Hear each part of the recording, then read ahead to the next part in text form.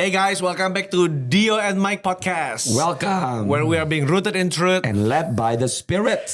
Hari ini kita mau singgung tipis-tipis dulu topik yang dekat di hati, seringkali disalahpahami tapi Betul. ada di Alkitab. Dan itu penting. Ini penting. Kita mau ngomong mengenai kemakmuran atau prosperity. Yes. Judulnya adalah prosper. Properly. Artinya apa tuh? Makmur. Dengan tepat. Dengan cara yang benar. Dengan cara yang benar. Ya, karena orang di sosial media, baik di Betul. offline maupun online, orang tuh nggak suka dengan kata teologi kemakmuran. Betul. Dan by the way, Nggak ada. itu nggak ada di Alkitab. Nggak ada di Alkitab. Ya, kita mau ngomong dari awal dulu nih. Teologi kemakmuran itu nggak ada di Alkitab. Tidak ada di Alkitab. Bahkan Injil atau the prosperity gospel, Nggak ada di Injil Alkitab. kemakmuran.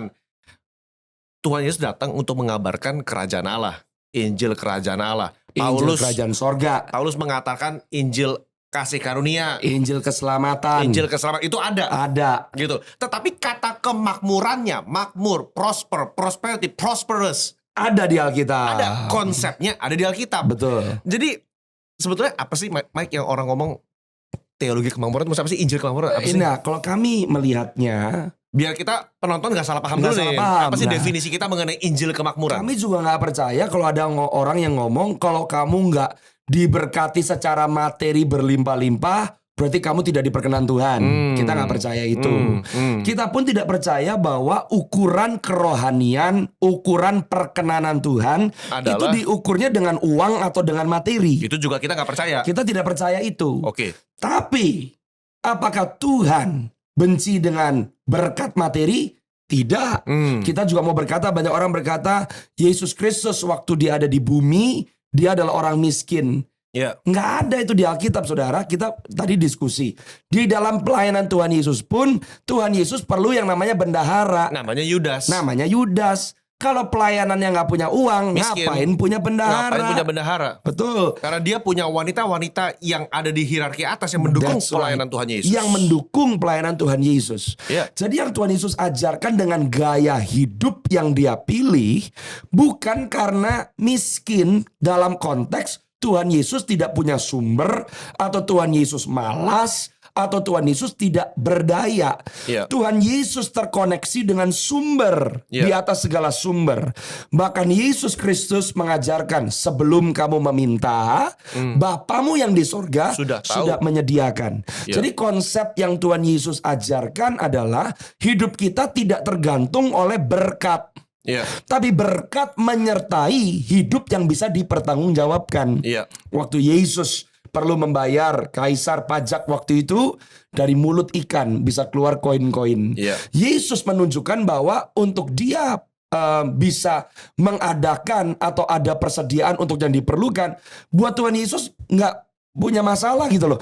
Apakah Tuhan Yesus bisa membuat ikan-ikan itu mengeluarkan koin sampai berkeping-keping, bahkan lebih dari yang dibutuhkan? Dia nggak melakukan itu. Iya. Yang Yesus sedang ajarkan kepada kita adalah exercise wisdom. Miskin menurut kami bukan waktu kita tidak memiliki apa-apa.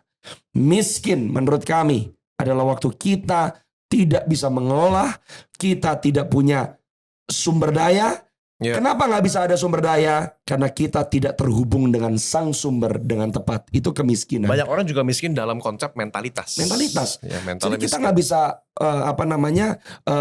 menjudge atau menghakimi seseorang hanya karena seseorang tidak punya tabungan sebanyak orang lain. Orang itu miskin, belum tentu. Iya, Lah iya. ada orang yang nggak punya harta sebanyak orang lain, tapi dia hidupnya penuh dengan sukacita, Iya, iya, kebutuhan keluarga tercukupi. Nah, makanya di sini saudara kita mau bahas pemahaman kemakmuran yang benar gitu. Makanya Yes. judulnya prosper properly. Dan apakah ada hubungan antara kebangunan rohani, pertobatan baik pribadi maupun korporat maupun satu bangsa dengan pertumbuhan ekonomi dari bangsa tersebut?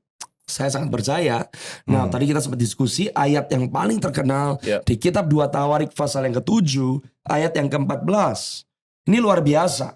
Dan kita selalu melihat juga banyak contoh di Alkitab. Setiap kali sebuah bangsa bertobat, setiap kali sebuah bangsa datang kepada Tuhan, Ya. selalu ada restorasi loh. Ya.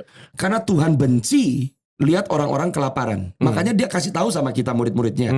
Orang miskin, janda, yatim piatu akan selalu ada padamu Akan selalu ada. dan tidak boleh dilupakan. Iya. Karena Tuhan benci orang kelaparan.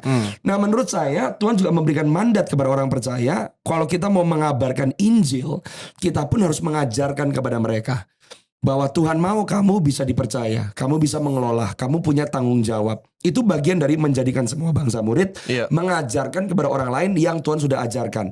Kalau Tuhan pernah pulihkan keluarga kita, Tuhan pernah pulihkan hidup kita dari terlilit hutang, Tuhan mau dari apa yang kita juga lewati bersama dengan Tuhan, kita juga bisa membawa orang-orang yang terlilit dengan hutang, bisa lepas dari hutang. Amen. Now, 2 Tawarik 7, ayat yang ke-14, ayatnya berkata seperti ini. Ayat 13 dulu. Apabila, nih lihat ya, aku menutup langit sehingga tidak ada hujan. Kalau nggak ada hujan berarti kemarau. Ya, Berarti tidak ada hasil. Nggak ada panen. Nggak ada panen. Itu ngomong tentang berarti sebuah bangsa yang mengalami keterpurukan secara ekonomi. Kamu nggak bisa jual, kamu nggak bisa beli, kamu nggak bisa makan. Apabila aku menyuruh belalang memakan habis hasil bumi. Garis bawahi kata hasil bumi.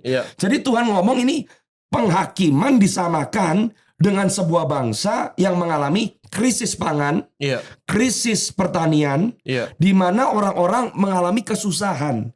Apabila belalang memakan habis hasil bumi, dan aku menimpakan sampar di antara umatku, itu lebih parah lagi loh. Itu berarti ada sakit penyakit. Itu ngomong tentang apa namanya, bisa dibilang pandemi atau epidemik, ya kan? Tapi, ayat 14, kalau umatku yang dinamai menurut namaku merendahkan diri, bertobat, mencari wajahku, serta berbalik dari jalan-jalan yang jahat, maka aku mendengar dari sorga mengampuni dosa mereka. Itu yang nomor 1 terjadi adalah pemulihan di dalam hati, pemulihan secara rohani, berarti ada pertobatan karena dosanya diampuni, serta berjalan bersama-sama dengan pertobatan, berarti ada cara berpikir yang diubahkan, berarti mengalami spiritual awakening. Apa yang berjalan dengan itu? Aku memulihkan negeri mereka. Kalau di bahasa Inggrisnya lebih jelas, I will heal their land. Aku memulihkan tanah mereka. Aku merestorasi hasil panen mereka. Berarti ada hubungan antara pertobatan pribadi, bertobat dari dosa, dengan pemulihan tanah. Amin. Itu yang kita mau ngomongin hari ini kan? Yang kita mau ngomongin hari ini. Gitu. Jadi ada nggak dalam sejarah contoh-contoh di mana ada satu awakening terjadi, awakening besar-besaran, pertobatan besar-besaran, dan itu berujung secara progresif, berujung kepada pemulihan ekonomi bangsa itu? Ada. Oke, kita lihat di Alkitab dulu. Saudara, waktu bangsa Israel masuk ke tanah perjanjian, mereka masuk ke tanah Kanaan. Yang pertama Tuhan katakan waktu mereka menyeberang sungai Yordan, mana berhenti, dan Tuhan berkata kepada orang Israel, mulai dari hari ini kamu akan makan hasil tanah negeri. Saudara harus tahu loh, itu Tuhan lagi nggak ngomong bahwa from this day on kamu cuma nilep punya orang lain. Enggak. Yang Tuhan lagi ajarkan adalah kamu bertanggung jawab, kamu harus kerja, tapi di mana kamu ditempatkan oleh aku, di situ kamu akan prosper, menghasilkan. Nah, kalau kita mau lihat di sejarah, menurut saya banyak contoh-contoh. Contoh Amerika. Setiap kali Amerika mengalami Great Awakening atau mereka mengalami kebangunan rohani, pertobatan, perekonomian bangsa Amerika dipulihkan oleh Tuhan. Itu terjadi waktu zaman Great Depression. Menurut saya salah satu yang waktu itu memberkati bangsa Amerika setelah Amerika mengalami Great Depression adalah waktu Presiden Amerika, waktu itu Harry S. Truman, menjadi negara pertama di UN atau di United Nations, PBB, menyatakan bahwa Amerika menyetujui dan mengakui keberdaulatan Israel sebagai sebuah bangsa.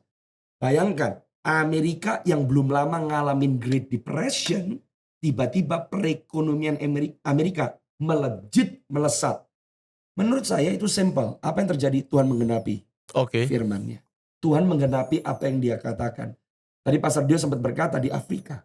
Setiap kali Injil masuk ke Afrika, setiap kali kita lihat Injil menyentuh negara-negara yang belum pernah mendengar Injil, ada pertumbuhan perekonomian. Kenya, Nigeria, ada pengembangan gitu loh. Apakah berarti, apakah negaranya langsung jadi superpower? Enggak. Belum tentu. Tapi rakyatnya mengalami kesejahteraan lebih dari yang sebelumnya. Nah, ini yang kita mau bahas, saudara. Karena kalau orang salah kaprah, ini ayat menjadi sebuah ayat formula gitu loh. Nah, Pokoknya bertobat pasti dapat duit. makmur ya, kan kayak begitu kan? Itu jadi formula kan. Betul. Pokoknya kalau saya merendahkan hati, saya bertobat ngaku dosa, ya Tuhan pulihkan saya langsung gitu. Pada ujungnya orang akan diberkati, yes. Karena Bapak kita adalah Bapak yang baik. Yes. Bapak yang baik yang selalu mengasihkan berkat kepada anak-anaknya. Yes. Tetapi dalam pemulihan pertobatan itu termasuk juga pemulihan etos kerja. Yes. Pemulihan etika bekerja.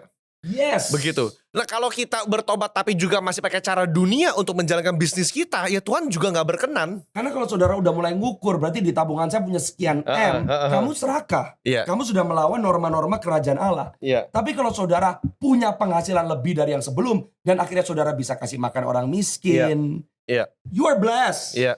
Nah, masalahnya seringkali kita sebagai manusia, kita udah kasih ukuran makmur itu apa gitu. Iya. Selalu uang. Gitu. Selalu ukurannya adalah uang. Iya. Jangan Iya. salah, uang hanya salah satu bagian Iya. dari kemakmuran. Iya. Kesehatan tubuh yang dipelihara dan tidak gampang sakit-sakitan, makmur kan? Itu makmur itu. Karena kita ngalamin ada orang-orang yang saat ini sedang melewati sakit penyakit dan gak mudah. Bukan kita nyibir Iya. dan kita nyalain berarti lu ada salah kalau sakit. Enggak gitu. Iya. Kalau kita melihat orang lain lagi melewati pergumulan hidup mereka, itu bukan ajang buat kita mengkondem atau menghakimi seseorang. Tapi itu membuat kita bersyukur. Iya. Terima kasih Tuhan. Iya. Aku sehat, anak-anakku sehat. Dan kita gak bisa langsung nuding orang. Oh lu begitu karena lu dosa. Kamu begitu karena berarti kamu bikin salah. No, kita gak percaya itu. Itu pertanyaan yang sama yang ditanyakan kepada Tuhan Yesus. Betul. Tuhan, apakah salah dia atau salah orang tuanya? Betul. Kata Tuhan, bukan dia, bukan orang tuanya. That's Enggak. it. Bukan. That's it. Tuhan Bukan. Tuhan pun nggak menghakimi. Karena saudara dan saya tidak bisa membuat general Iya. satu keadaan di Iya. dalam setiap situasi gitu loh. Iya. Iya. Keadaan yang dilewati bisa sama, tapi yang dilewati oleh masing-masing pribadi itu berbeda-beda. Oke, Mike, let me play the devil's advocate. Oke. Ya kan?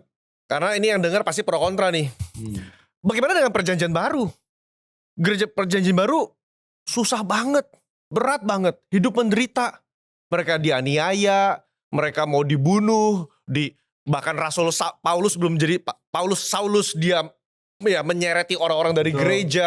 Dan kita tahu Paulus menulis surat kepada Roma itu juga untuk minta uang untuk sumbangan kepada Yerusalem. Betul.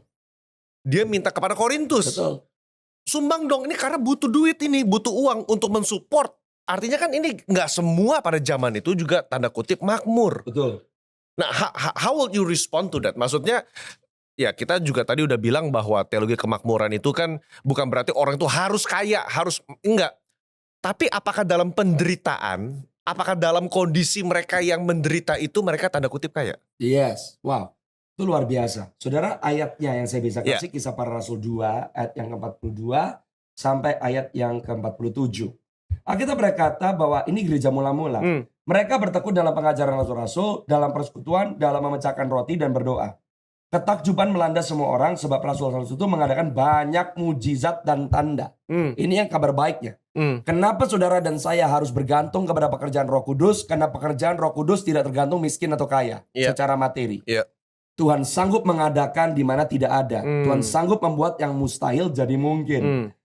Semua orang yang percaya tetap bersatu. Iya.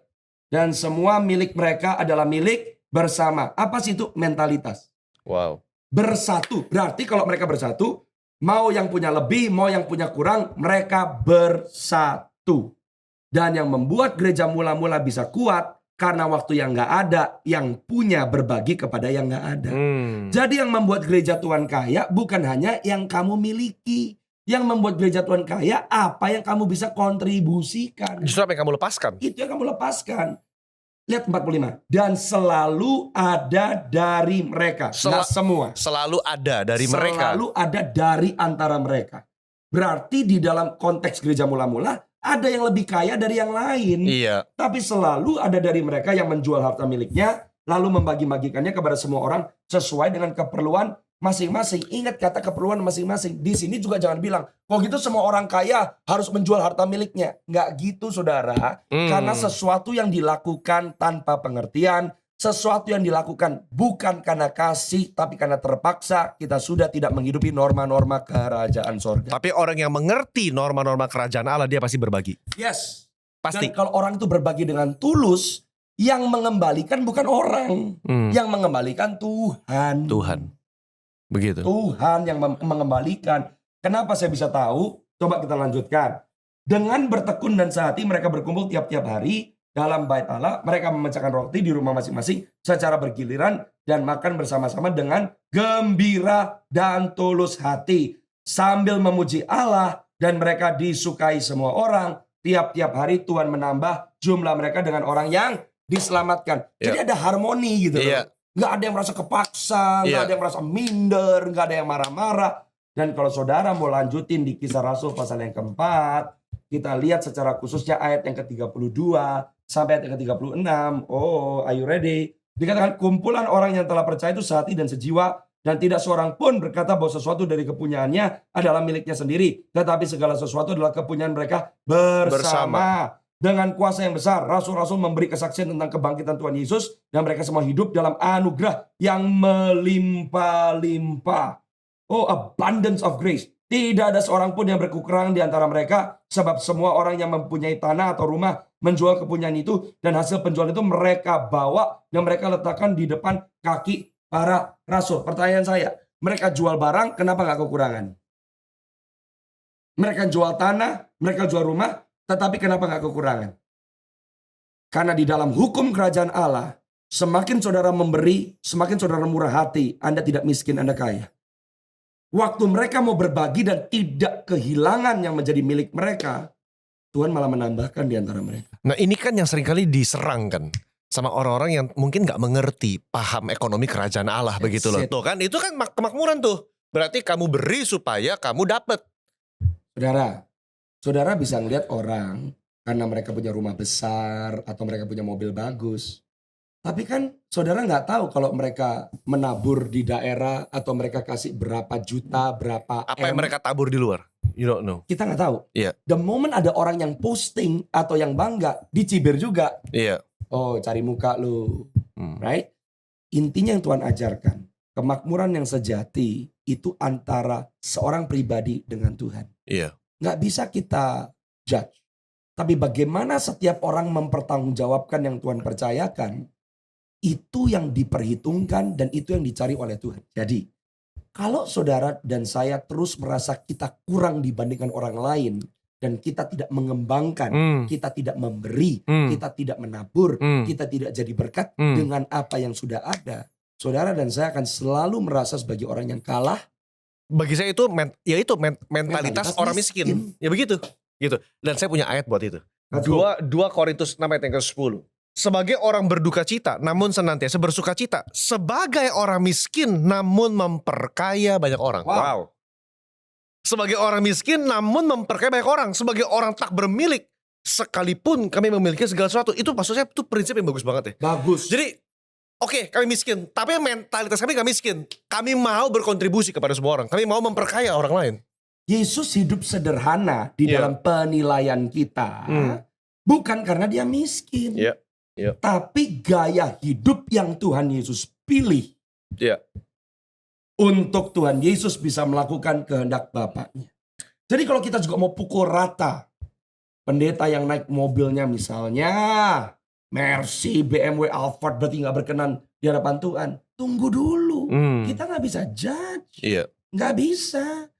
Kalau kita juga berkata bahwa ada pendeta yang gak punya mobil jalan kaki lebih kudus dari pendeta yang naik mobil, tunggu dulu. Penghakiman hanya milik Tuhan. Yes. Saudara dan saya juga harus tahu di mana kita ditempatkan. Upbringing, background keluarga, keterampilan. Setiap orang berbeda-beda. Tapi kalau orang yang kaya juga bilang kita lebih berkenan daripada orang yang gak punya atau lebih kurang punya, kita pun salah di hadapan Tuhan. Makanya menurut saya yang Tuhan Yesus selalu ajarkan adalah mengucap syukur. mengucap syukur dalam segala hal. Paulus berkata, aku tahu apa itu kelimpahan, aku tahu apa itu kekurangan. Aku tahu apa itu kenyang, aku tahu apa itu kelaparan. Yes. I learn to be content. Content. Cukup, aku mencukupkan diri dalam segala hal. Saudara, kalau mau ayat tentang prosperity, 3 Yohanes ayat yang kedua sampai ayat yang ketiga. Saudara yang terkasih, aku berdoa semoga engkau baik-baik dan sehat-sehat saja dalam segala sesuatu, sama seperti jiwamu baik-baik saja. Sebab aku sangat bersuka cita ketika beberapa saudara datang yang bersaksi tentang hidupmu dalam kebenaran, sebab memang engkau hidup dalam kebenaran. Saudara, di bahasa Yunaninya, kata baik-baik saja itu adalah kata eudo, yang artinya prosper, yang artinya successful, yang artinya berhasil, yang artinya apa yang saudara miliki itu di atas rata-rata. Iya. Nah, tapi saudara, sebelum kita ngomong tentang materi berhasil, jiwa kita berhasil atau enggak? Jiwa kita sehat atau enggak? Nah, yang ajaib kenapa saya ikut baca ayat yang ketiga, Paulus dengar keberhasilan orang lain nggak nyibir. Iya. Tapi dia berkata, itu memberikan kepadaku sukacita. Waktu dengar kesaksian tentang kamu. Kenapa? Bahwa anak-anakku hidup dalam kebenaran. Dalam kebenaran. Iya. Jadi kita juga nggak percaya. Orang percaya yang sungguh-sungguh ikut Tuhan, saudara ada di dalam siklus. Selalu rugi, selalu hilang. Itu nggak membuat saudara dan saya nggak diperkenan oleh Tuhan. Tapi kalau ada cara kita mengelola yang salah, kita bermitra dengan orang yang salah, yang saudara butuhkan bukan doa, bukan tumpang tangan, bukan bahasa roh. Yang Tuhan, yang saudara butuhkan belajar dari orang lain, perbaiki kesalahan, maju lagi, pantang mundur dan jangan menyerah. Iya. Berarti kalau saya boleh rangkum, revival, pertobatan tadi yang 2 Tawarik pasal 7 tidak menjanjikan semua orang jadi kaya, tapi tapi revival membentuk manusia yang sehat, hidup benar, mentalnya sehat, pikirannya benar. Dulu cara kerjanya salah, sekarang berubah jadi cara kerja kerajaan Allah. Dulu nyolong-nyolong, nyuri-nyuri, sekarang hidup benar. Dulu korupsi, sekarang jadi gak korupsi. Begitu. Dengan cara itu, ketika engkau kerja menurut kebenaran firman, maka itu memberkati. Ada seseorang yang dulu misalnya hidupnya mau makan tapi susah, betul gak? Iya. Tapi saudara akhirnya waktu alami pertobatan, saudara mulai dipimpin oleh Tuhan, etos kerja mulai berubah, bisa dipercaya dan Tuhan bawa, angkat, promosikan. Praise the Lord. Apakah orang itu langsung berubah jadi Elon Musk gitu? Mau sampai selamanya kita lihat Elon Musk sebagai orang jahat gitu. Hanya karena dia lebih kaya daripada kita. Ketika kita membahas ini ya, kemakmuran ini ya, saya juga jadi memberikan sebuah otokritik ya. Otokritik kepada kita orang-orang Pentakosta karismatik begitu. Karena seringkali tadi kan kita singgung orang Afrika ya. Betul. Kita singgung orang Afrika. Yang hebat tuh gerejanya. Wah, gedungnya besar, segala macam gede. Oh, bajunya parlente bahasanya begitu. Keren-keren segala macam. Tetapi dampak langsung kepada kemiskinan struktural, dampak langsung kepada ekonomi sebuah negara itu minim. Jadi saudara, ketika kita bicara kemakmuran, ini otokritik kepada kita juga gitu, bahwa ketika kita diberkati, maka jangan lupa ada benih yang harus ditabur kepada bangsa itu. Enggak semua roti yang saudara itu makan, ada benih yang saudara perlu tabur balik ke situ. Dengan cara begitulah maka kemakmuran dari kerajaan Allah. Kan kita percaya gereja adalah kerajaan Allah di muka bumi ini. Maka gereja harusnya bisa mengkamiri dunia ini, bisa mewartakan Injil dan juga bisa menjadi berkat. Bukan hanya ngambil berkat dari dunia, kebalik harusnya gereja memberkati dunia. Begitu. Nah, dengan cara apa? Ya, kerjamu di marketplace bagaimana? Contoh Begitu. ya, ada orang yang saya pernah nulis bilang begini, ada pendeta di atas gunung mau makan satu hari aja susah. Pertanyaan saya, Bapak Surgawi di surga ngeliat pendeta itu ongkang-ongkang kaki terus bilang syukurin gitu? Kan enggak. Tapi apakah pendeta itu berarti harus dikasihan, harus ditolong? Ya mungkin harus ditolong, yang bisa menolong. Tapi bukankah setiap orang harus bekerja dengan yang ada? Kalau memang Bapak pendeta tersebut harus ditolong dengan resources yang ada, harus dibangun, ada kemitraan, itu baik. Tapi juga kalau ada orang yang merasa bahwa ya pokoknya saya cuma perlu ditolong dengan keadaan saya. Mau disuruh kerja, mau disuruh apa. Ya pokoknya saya keadaannya orang yang lebih punya harus menolong saya dong. Itu Menurut saya prinsip kerajaan Allah nggak seperti itu. juga nggak benar. Nggak benar. Itu juga nggak benar. Nggak benar. Kita tidak mengabsolutkan. Yes. Begitu. Balik lagi, kalau kita mau tanya juga. Banyak orang memulai pelayanan. Punya hati melayani. Satu, kalau bertahun-tahun yang dikerjakan tidak membuahkan hasil. Banyak kemungkinan, sekali lagi saya katakan, banyak kemungkinan dan kita tidak bisa menghakimi. Ada yang karena memang di dalam kapasitas yang ada, waktu dilakukan dengan setia, ada loh orang yang tetap setia karena tapi dia ada di dalam kehendak Tuhan yang sempurna, sukacita Tuhan, damai sejahtera menyertai dia, dianya oke gitu loh. Cuma orang yang melihat atau memantau dari luar yang menganggap nggak oke. Tapi kalau ada orang yang melakukannya dia juga ikut jadi frustrasi, ada kemungkinan orang tersebut harus nanya, kamu di tempat yang tepat atau tidak? Kamu di sana karena kamu memanggil dirimu sendiri atau Tuhan yang nempatin kamu? Ya betul. Ya iya dong. Iya. Karena Tuhan yang memanggil, dia bertanggung jawab. Dia pasti menyediakan. Dia menyediakan. Paulus, waktu dia pelayanan, Tuhan menyediakan. Dia kerja juga loh. Kerja loh. Dia bikin tenda. Bikin tenda. Dan tidak pernah Paulus mengasihani dirinya sendiri dengan cara menjelekan orang lain. Enggak. Dia syukuri apa yang dia terima. Bahkan dia bermegah di dalam penderitaan. Oh haleluya. Nah kalau orang benar-benar dipanggil oleh Tuhan, nah kalau kita mau bandingkan dengan yang lebih di atas kita, orang di kota pun banyak yang merasa struggling. Betul gak Pastor Dio? Iya. Ada orang yang jemaatnya udah 3.000 aja merasa struggling.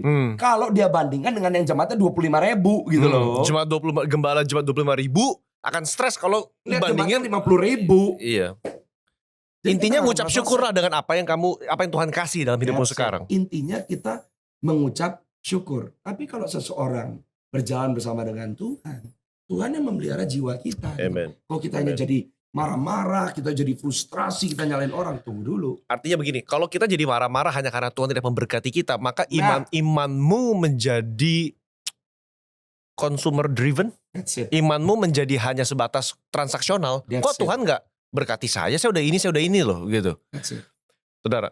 Oke, satu ayat lagi dari saya, Lukas pasal 12 ayat yang ke-15. Okay. Lukas pasal 12 ayat yang ke-15. Ini Tuhan Yesus lagi ditanya mengenai warisan. Mengenai warisan. Dan Tuhan ngomong begini kepada mereka yang lagi dispute. Berjaga-jagalah dan waspada terhadap segala ketamakan. Sebab walaupun seseorang berlimpah-limpah hartanya, hidupnya tidaklah tergantung pada kekayaannya itu. Jadi Tuhan bilang, oke, kamu kaya, oke. Tapi hidupmu gak tergantung dari situ. That's right. Bagi saya itu, I think the true prosperity. Yeah.